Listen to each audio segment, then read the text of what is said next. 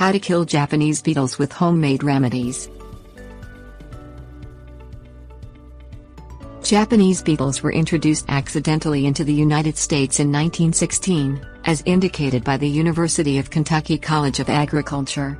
Japanese beetles are voracious and destructive insects, capable of a type of feeding known as skeletonizing. Adult beetles eat the tissues of leaves and flowers. Protecting your plants and flowers from adult beetles can prevent widespread damage of your landscape.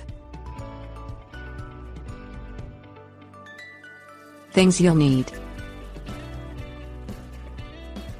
begonia, daisies, lilies, old sheet, dish soap, water, bucket, cheesecloth.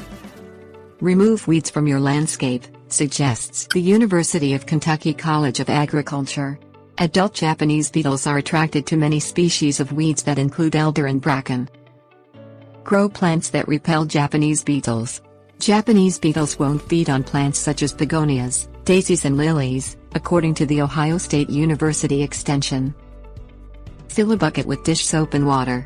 Lay an old sheet underneath affected plants. Shake your affected plants gently to loosen the beetles into the bucket. Discard the sheet into the trash.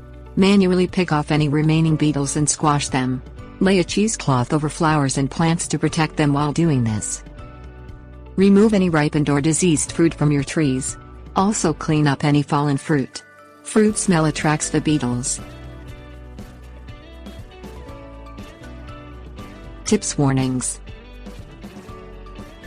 Removal of Japanese beetles is easier to do in the morning, as adult beetles are more sluggish.